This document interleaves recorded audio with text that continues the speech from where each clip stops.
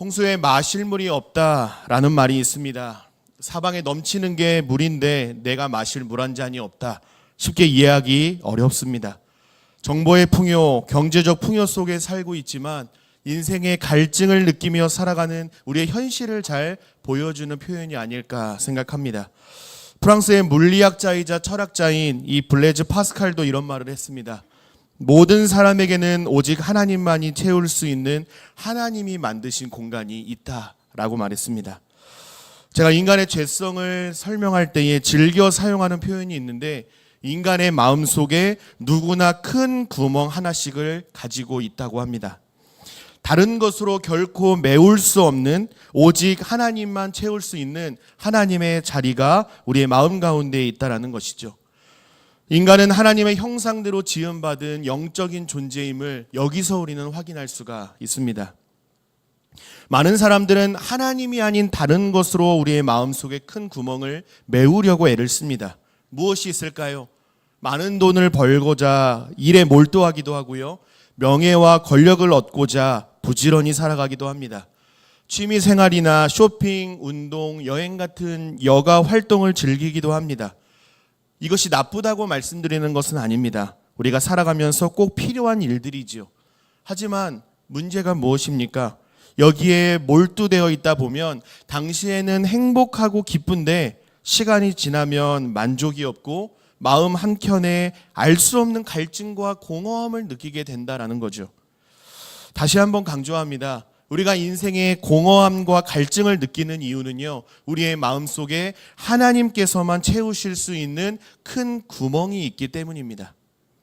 오늘 본문은 인생의 끊이지 않는 갈증과 이 공허함 속에서 허덕이던 한 여인이 생수를 주시는 구원자를 만나서 변화된 사건을 기록하고 있습니다. 현실의 문제 안에서 갈증과 배고픔을 경험하시는 분들 여기에도 계신 줄로 압니다. 오늘 이 예배 가운데에 하나님이 주시는 해갈의 기쁨과 영적인 배부름을 경험하고 돌아가시는 은혜가 함께 하시기를 간절히 소망합니다. 오늘 본문은 당시 상황을 설명하는 것으로 시작을 합니다. 1절 말씀을 보시면 예수께서 제자를 삼고 세례를 베푸는 것이 요한보다 많다 하는 말을 바리새인들이 들은 줄을 주께서 아신지라 그랬습니다. 우리가 지난 시간에 살펴본 이 요한복음 3장 끝부분과 오늘 본문이 연결되고 있음을 우리는 알 수가 있습니다. 얼마 전까지 유대 무리들이 세례 요한에게 몰려들었다면 이제는 예수님과 그 제자들에게 몰려들고 있습니다. 요한의 제자들은 시기심에 불탔지만 세례 요한은 제자들과 달리 진짜 영생을 주실 수 있는 예수님께로 사람들이 몰려오는 것을 참으로 기뻐했습니다. 예수님은 당대 깜짝 인기 스타로 급부상하셨습니다. 하지만 예수님을 둘러싼 이 무리들의 관심이 바리새인들을 불편하게 했습니다. 바리새인은 당시 기득권층이자 권력층이라 하지 않았습니까?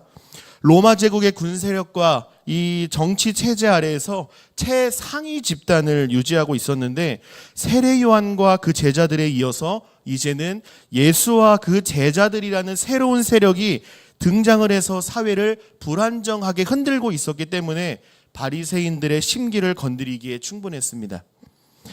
예수님은 바리새인들과 불필요한 마찰을 피하시기 위하여서 갈릴리로 떠나십니다. 4절에 보니까 사마리아를 통과하여야 하겠는지라 라고 말씀하고 있습니다. 쉬운 성경을 보니까 갈릴리로 가려면 사마리아 지방을 거쳐가야만 했습니다 라고 되어 있고요. 헬라어 원어로 보면 사마리아를 통과하셔야만 했다라고 기록하고 있습니다. 영어로는 must, 틀림없이 무슨 일이 있어도 반드시 해야만 하는 당위성과 그 예수님의 의지를 담고 있습니다. 여러분, 이 교회 근처에서요, 부천도 가고 송도도 가고 서울 가는 일은 그리 대단한 일이 아닙니다. 근접 지역이기 때문에 마음만 먹으면 누구라도 언제든지 갈 수 있는 곳입니다. 그런데 유대인이 이 사마리아를 통과해서 갈릴리로 가는 일은 흔한 일이 아니었습니다. 이 사마리아 통과 사건을 이해하기 위해서는 문화적인 이해가 필요합니다. 예수님 당시 유대 지역에서 갈릴리로 가장 빠르고 편하게 갈 수 있는 일은 사마리아를 통과해서 가는 길이었습니다. 하지만 유대인들은 사마리아 지역을 통과해서 가지 않고요, 우회해서 다니곤 했습니다. 왜냐하면 유대인들은 사마리아인들을 무시하고 경멸했기 때문인데요. 주전 721년에 북왕국 이스라엘이 멸망하지 않습니까? 북이스라엘은 아수르 사람들과 함께 살면서 이방인과 통혼하고 인종, 문화, 종교까지 섞이기 시작하면서 혼혈 민족이 되었습니다. 여러분, 유대인들이 신앙과 혈통 얼마나 중요하게 여기는지 아시죠? 유대인들이 보기에 사마리아는 그저 부정한 민족이었습니다. 이와 더불어서 역사적인 사건이 하나가 더 있었습니다. 주전 400년 알렉산더 대왕 때 이 사마리아인들은 그리심산에 성전을 세웠습니다. 주전 128년 하스모니안 왕조 때 존 힐카누스의 지휘 아래의 유대인들은 그리심산에 세워져 있던 성전을 파괴해 버렸습니다. 이로써 모든 접촉과 교류는 끊어졌고요, 서로 상종을 하지 않게 되었습니다. 예수님은 민족의 슬픈 역사를 다 알고 계셨지만 굳이 사마리아 땅을 통과해서 갈릴리로 가셔야 한다라고 주장을 하고 있습니다. 이는 당시의 관습과 편견을 깨는 개혁적인 행동이 분명했습니다. 왜 이렇게 하셨을까요? 예수님께서 보시기에 사마리아를 제외하고 하나님의 나라가 도래한다라는 것은 결코 말이 안 된다라고 생각했던 겁니다. 다시 말해서 사마리아에도 하나님의 나라가 임재해야 한다라고 여겼던 겁니다. 그렇게 갈릴리로 향하시던 중에 예수님은 수가라는 동네에 이르셨고요, 때가 6시쯤 되었다라고 말합니다. 이 6시를 해석하는 데에 논쟁이 있어 왔기 때문에 이 6시에 대하여서 간략히 말씀을 드리도록 하겠습니다. 복음서를 보면요, 이 시간은 유대 시간과 로마 시간으로 기록이 되어 있습니다. 많은 학자들은 이 6시를 유대 시간으로 보고 정오 12시라고 해석을 합니다. 그래서 뜨거운 햇볕이 강렬하게 내리쬐는 날씨에 이 여인이 사람들의 시선을 피해서 물을 길러 나온 가련한 여인으로 묘사를 합니다. 로마 시간으로 보면 어떨까요? 우리와 같은 저녁 6시입니다. 하루의 일과를 모두 마치고 사랑하는 가족들과 식사도 하고 쉼을 누려야 하는 이 행복한 시간에 지친 몸을 이끌고 우물가에 물을 길러 나온 가련한 여인으로 묘사를 합니다. 저는 신학교를 다닐 때 요한복음은 로마 시간으로 기록되었고, 따라서 본문의 6시는 로마 시간인 저녁 6시로 해석해야 한다라고 배웠습니다. 하지만 정오 12시든 로마 시간 6시든 서로 논쟁할 필요는 없습니다. 왜냐하면 학자들의 관점과 해석 방식에 따라서 차이가 있을 수 있기 때문에 그렇습니다. 그러나 분명한 것은 유대 시간으로 보든 로마 시간으로 보든 여인 안에 타는 듯한 갈증과 좀처럼 채워지지 않는 공허함이 있었고, 그런 그녀를 불쌍히 여기시고 예수님께서 친히 만나주셨다라는 겁니다. 예수님께서 사마리아 여인에게 물을 좀 달라라고 부탁을 하시죠.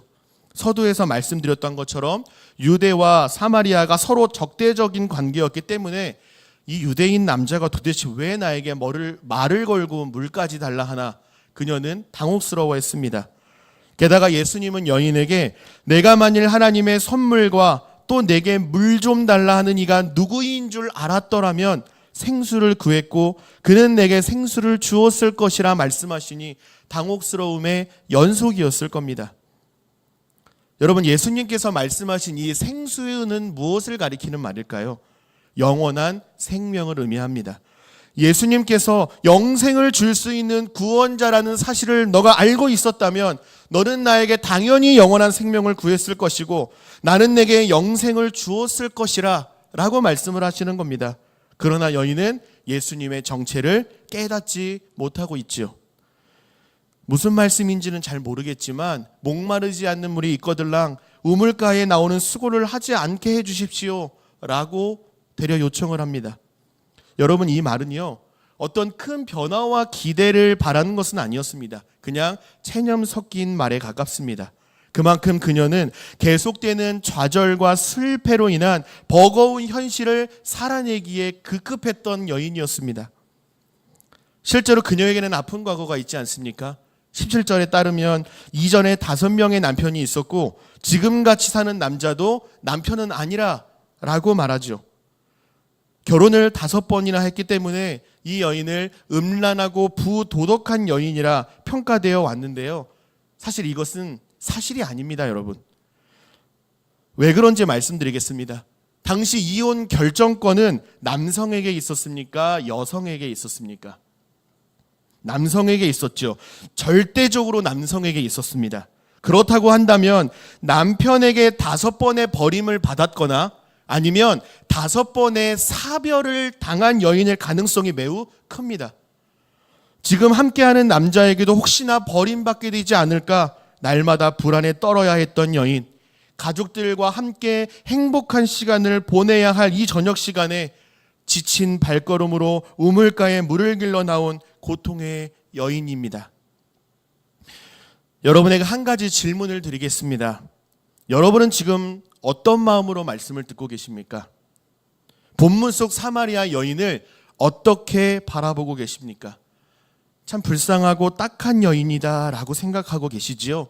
그런데 혹시 나는 남편도 있고 아내도 있고 내 자녀들 출가해서 잘 지내고 있으니까 이것은 나랑 상관없는 이야기처럼 혹시 듣고 계시지는 않습니까?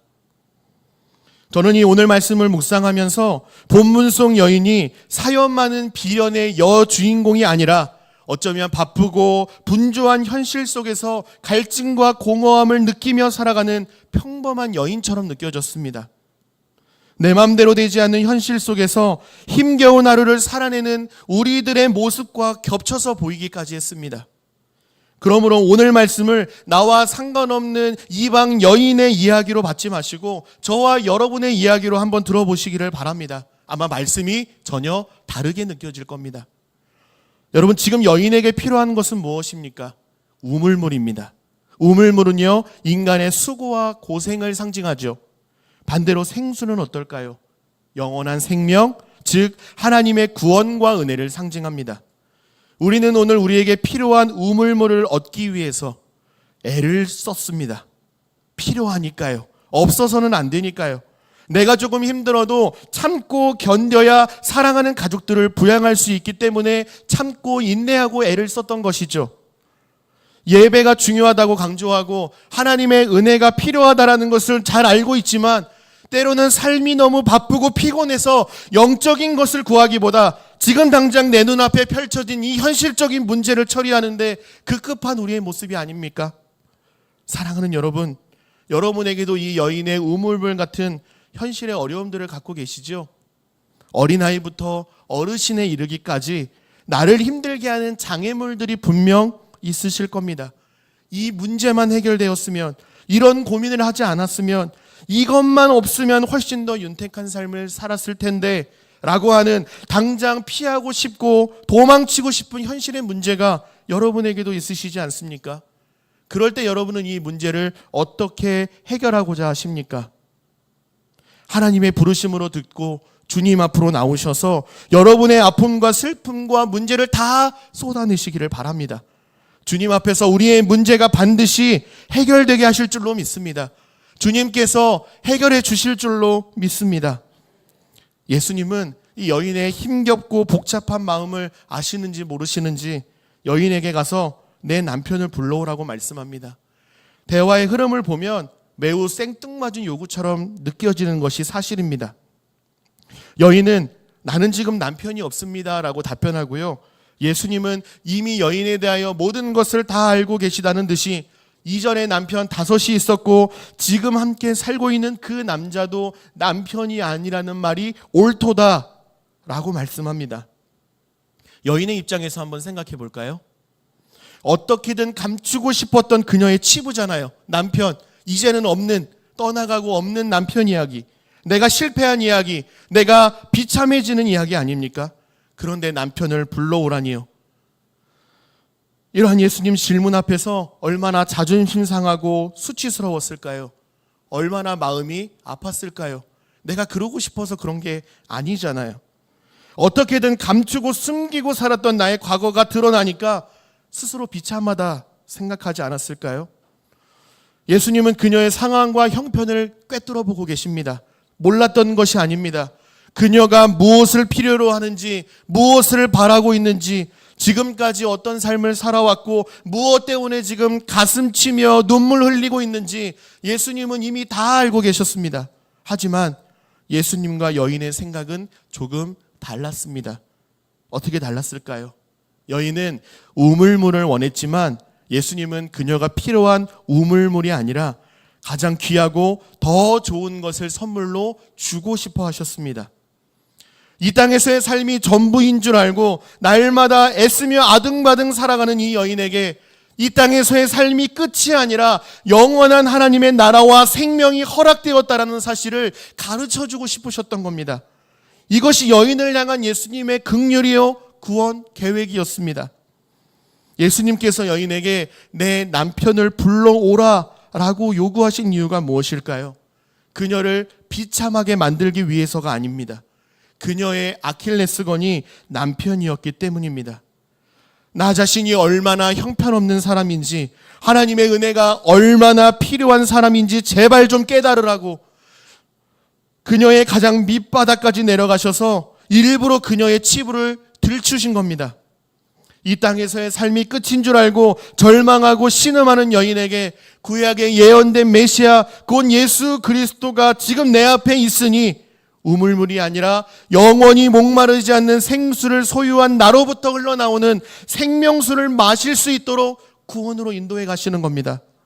긍휼의 마음으로 구원의 문을 활짝 열고 가장 귀하고 소중한 영생을 선물로 준비하고 계셨던 예수님이셨습니다. 여인에게 남편 이야기는 금기어인 줄 아시면서도 굳이 꺼내신 이유는요, 그렇게 해야, 그렇게 쳐야, 수치가 드러나 봐야 주님을 바라보고 주님의 말씀에 귀 기울이기 때문에 그렇습니다. 그렇지 않으면요, 마음이 너무 높아져서 주님의 말씀이 들리지 않고요, 주님이 보이지 않기 때문입니다. 그렇게 하지 않으면 본인이 꽤나 괜찮은 사람처럼 스스로를 관대하게 생각하기 때문에 주님 앞으로 나아올 수 없기 때문에 의도적으로 그렇게 하신 것입니다. 예수님의 존재를 알지 못하고 예수님을 찾지도 못하고 그저 낙심하고 절망하며 살아가는 여인에게 그 수고와 아픔을 덜어주시기 위하여서 그렇게 하시기로 예수님은 선택하신 겁니다. 자신의 처지를 좀 분명히 알라고, 예수가 필요한 형편없는 삶이라는 사실을 제발 좀 깨닫고 생명수이신 나를 좀 바라보라고 말입니다. 여러분은 어떤 계기로 예수님을 믿게 되셨습니까? 그 감격의 순간을 한번 떠올려 보시기를 바랍니다. 기억이 나십니까? 가족들 모두 다 건강하고 계획한 모든 일들이 다 이루어지고 사업은 계속 확장하고 자녀들은 원하는 대학에 직장에 합격했을 때 하나님의 은혜에 감사해서 하나님 살아계시구나 하고 예수님을 믿게 되셨습니까? 아니면 가족 중에 누군가가 건강을 잃게 되고요, 계획한 일들에 차질이 생기고 누군지는 모르겠지만 누군가가 자꾸 막아 세우는 것 같고 사업은 점점 더 힘들어져서 가세가 기울고 좌절하고 낭망할 일이 파도처럼 몰려오는데 도저히 이것을 내가 감당할 수 없는 당장이라도 포기하고 싶은 심정으로 주님 앞에 나와 주님을 인격적으로 만나셨습니까? 여러분은 1번이십니까? 2번이십니까?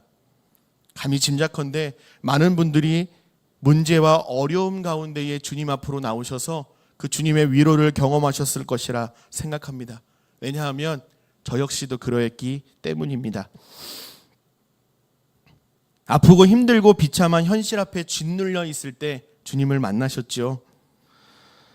아무것도 할 수 없는 비참한 현실에 놓여 있어서 그저 빈손으로 눈물만 흘리고 있을 때 나를 먼저 찾아오신 예수님처럼 이 절망하고 낙심하는 여인을 찾아가셔서 만나주시고 아픔을 위로하시고 회복시켜 주시는 주님이심을 이 여인에게 가르쳐주고 싶으셨던 겁니다. 사랑하는 여러분, 사마리아 여인처럼 여러분의 삶 가운데에 주님의 만지심이 필요한 영역은 무엇입니까? 그것이 무엇이든 좋습니다. 아픔의 자리, 상처의 자리, 수치의 자리를 하나님 앞에 내어드리시기를 바랍니다. 아픔과 고통의 자리는요, 세상과 하나님 사이에서 지금도 치열하게 전쟁을 벌이고 있는 내 마음속의 전쟁터입니다. 평화의 왕이신 주님을 그 자리에 모셔드릴 때에야 참된 평안과 자유를 주실 줄로 믿습니다. 그렇다면 여인이 가진 이 아픔과 상처를 예수님께서는 어떻게 치유하셨습니까?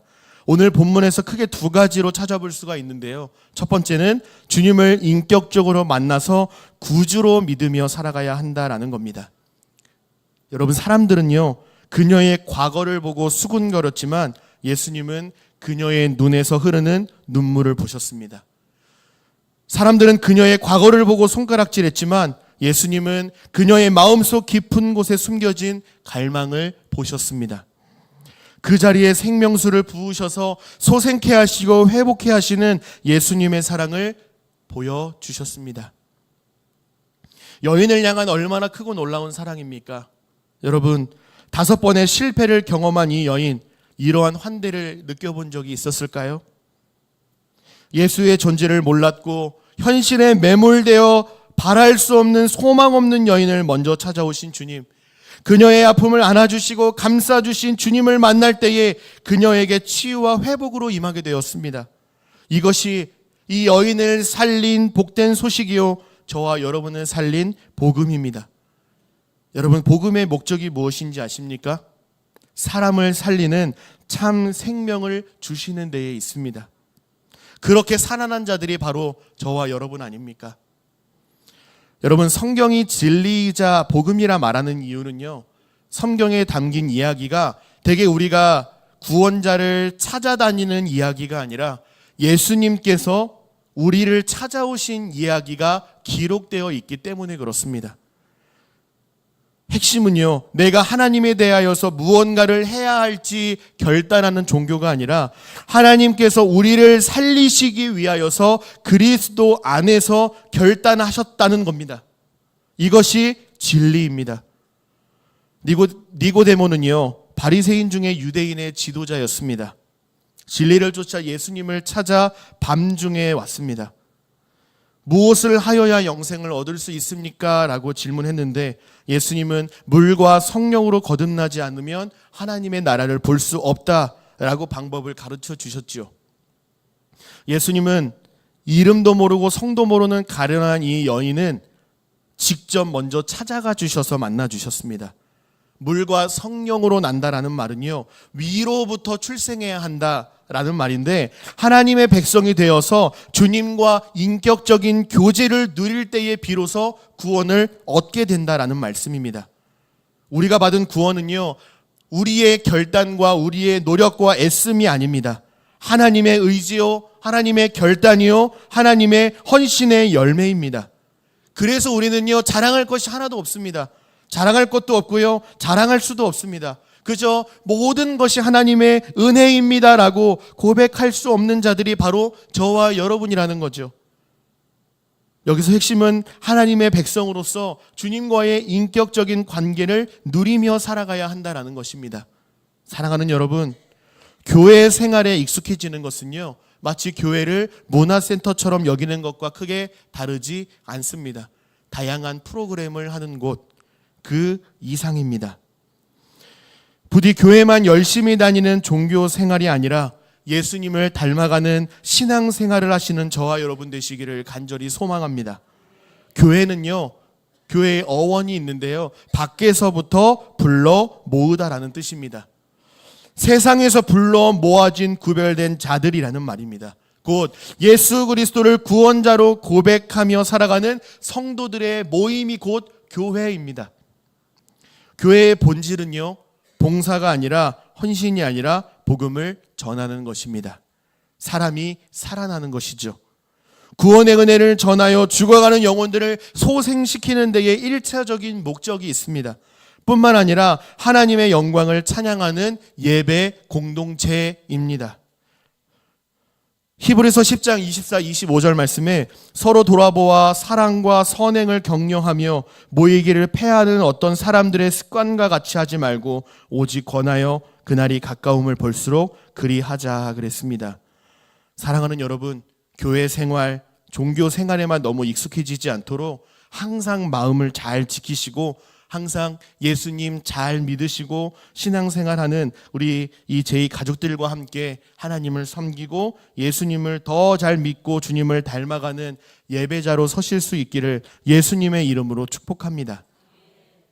예수님께서 여인의 아픔과 상처를 치유하신 방법 두 번째는요, 영과 진리로 예배할 때 치유가 일어난다라는 사실을 기억해야 한다라는 겁니다.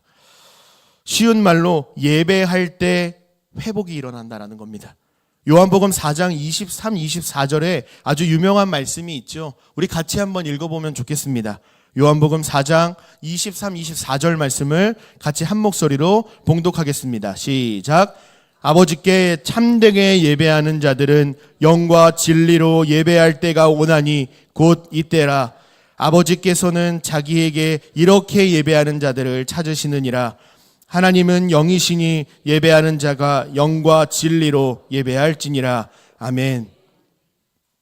사마리아 여인은 자신의 과거를 모두 알고 있는 예수님을 선지자로 생각하고 갑자기 예배 장소에 대한 질문으로 화제를 바꿉니다. 서두에서 말씀드렸는데 주전 128년에 존 힐카누스에 의해서 그리심산에 세워진 성전이 불탔다고 말씀드렸지 않습니까? 그럼에도 불구하고 이 사마리아 사람들은요, 종말론적 소망을 품고 그리심산에 모여서 이 성전이 회복됨을 위하여서 기도했다라고 합니다. 사마리아 사람들은 그리심산에서 예배를 드리고 유대인들은 예루살렘에서 예배를 드린다고 하는데 도대체 어디에서 예배를 드려야 맞습니까? 라고 예배 드리는 장소에 대해서 예수님께 질문을 한 겁니다. 이에 대한 예수님의 대답은 23절에 영과 진리로 예배할 때가 오나니라고 말씀합니다. 원문은요, 영과 진리 안에서라고 되어 있습니다. 여기서 영은요, 성령 하나님을 의미합니다. 진리는요, 내가 곧 길이요 진리요 생명이라 말씀하신 그 말씀 그 자체이신 성자 예수님을 가리킵니다. 따라서 성부 하나님께 참되게 예배하는 것은 진리의 영이신 성령 하나님과 성자 예수님 안에서 드려지는 예배입니다. 이런 관점에서 볼 때 생수의 핵심도 예수님이시고 참된 예배를 드릴 수 있게 하신 분도 예수님이시라고 말씀을 하는 겁니다. 달리 말씀드리면 성부 하나님께 성령과 예수 그리스도 안에서 예수님을 인격적으로 만나서 드리는 예배가 곧 참된 예배라고 말씀하시는 거고요. 이러한 예배를 드리는 자만이 주님이 주시는 생수를 마시게 되고 그들은 영원히 목마르지 않게 되실 것이라 말씀을 해 주시는 겁니다. 하나님 나라의 도래로 인하여서 이제는 예배의 새 시대가 열렸음을 말씀해 주시는 거죠. 그렇다면 우리의 예배는 어떻습니까? 여러분의 예배는 어떻습니까? 매주 드리는 예배 가운데에 하나님의 영광과 임재로 충만한 예배를 드리고 계십니까?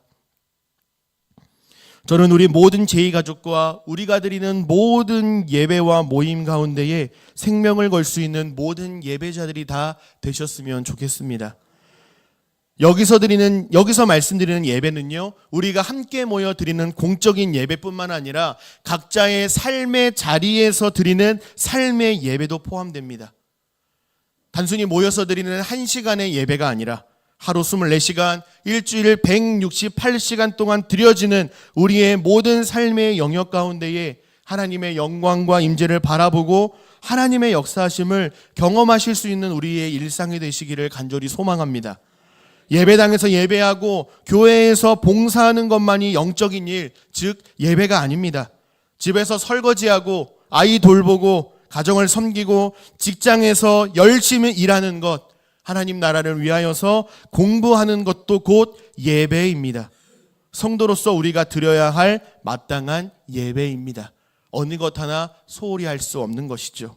그러므로 사랑하는 여러분, 예배당에 갇힌 예배가 아니라 우리가 어디에서 무엇을 하든지 누구와 함께 있든지 날마다 주님과 동행함으로 말미암아서 하나님께서 찾으시는 한 사람의 예배자로 승리하시는 저와 여러분 되시기를 예수님의 이름으로 간절히 소망합니다. 이렇게 한 사람의 예배자로 바로 설 때 하나님의 회복과 은혜가 임하는 줄로 믿습니다. 아멘. 이제 28절 이하의 내용을 보면요, 예수님의 가르침을 들은 여인은 큰 변화를 보여줍니다. 28, 29절 말씀입니다. 여자가 물동이를 버려두고 동네로 들어가서 사람들에게 이르되 내가 행한 모든 일을 내게 말한 사람을 와서 보라라고 증언합니다. 여기서 내가 행한 일은요, 남편이 5이나 있었던 지난 과거를 말합니다.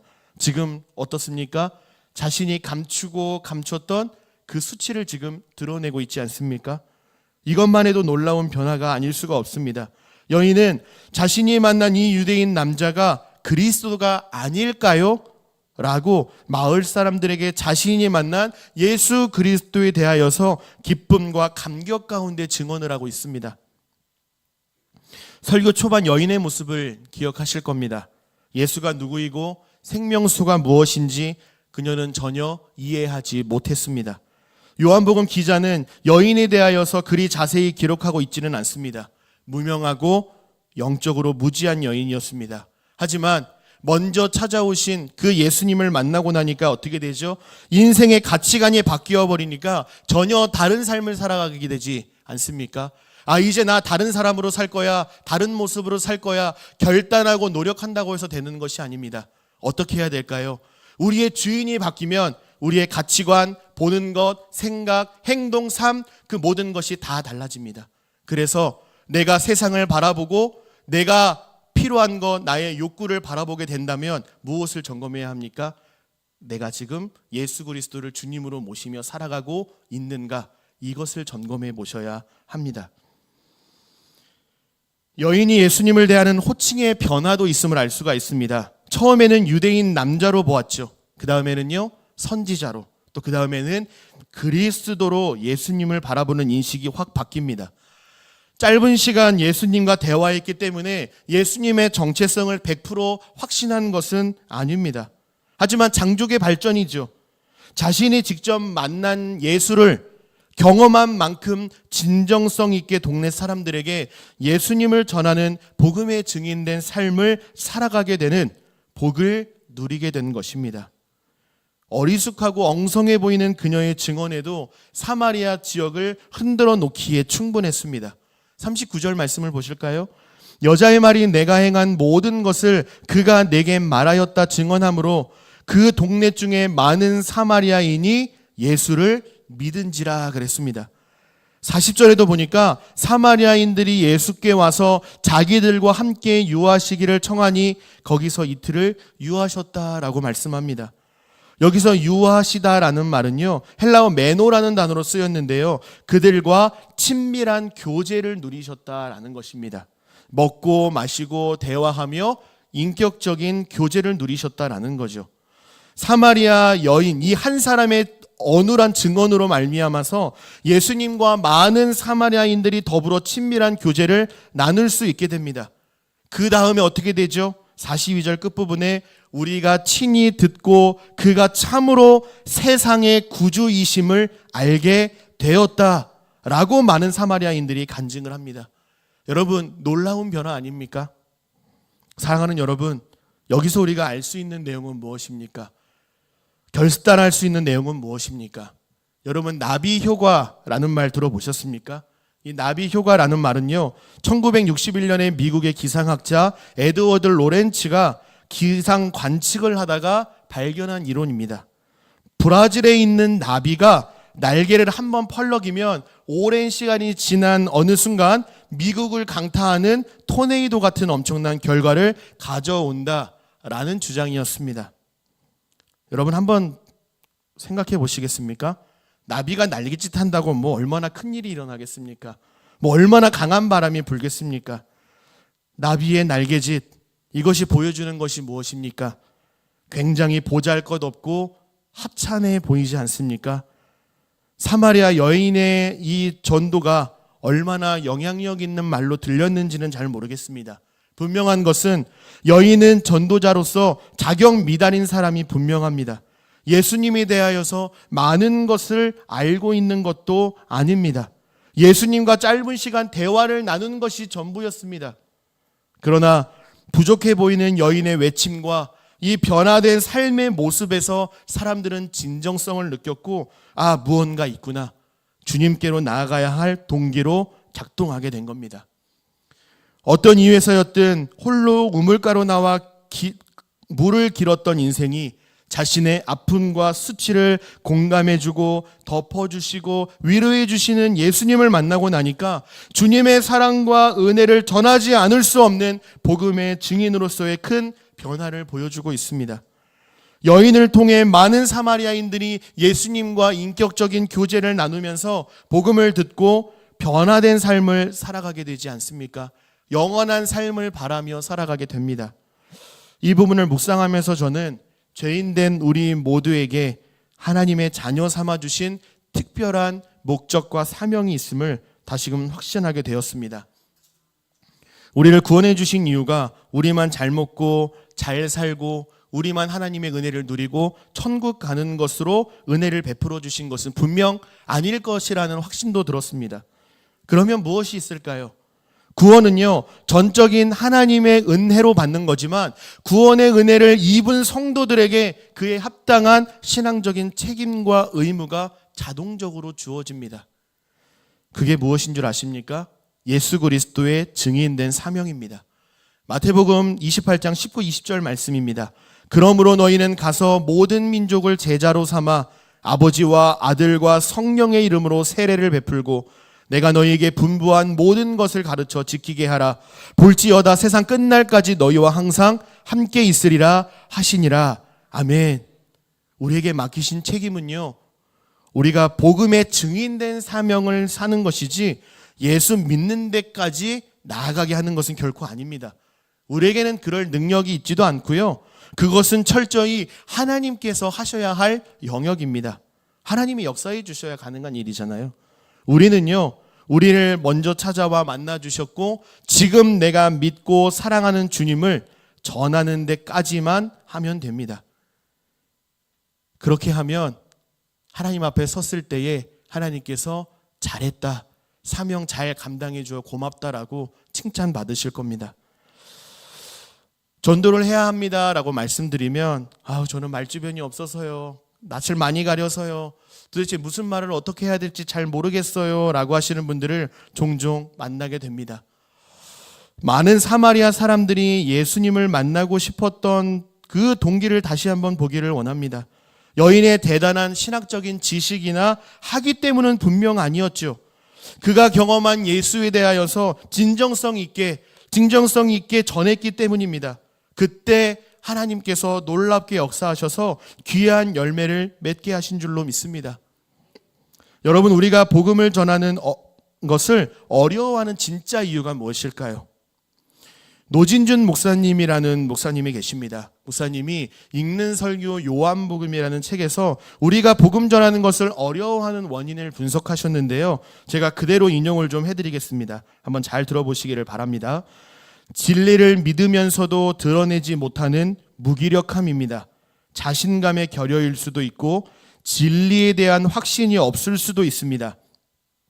복음 전도의 열정을 잃어버린 것일 수도 있습니다. 라고 먼저 문제를 제기합니다. 이어서 해결책도 함께 제시를 하는데요, 우리 안에 복음에 대한 진정성, 예수 그리스도가 진리라는 확신이 내 안에 있는가 확인하고 점검해보고 속히 회복해야 한다라고 말했습니다.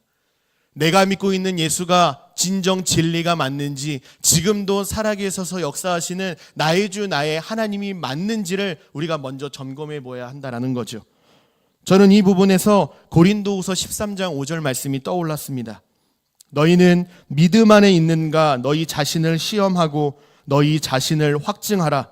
예수 그리스도께서 너희 안에 계신 줄을 너희가 스스로 알지 못하느냐? 그렇지 않으면 너희는 버림받은 자니라.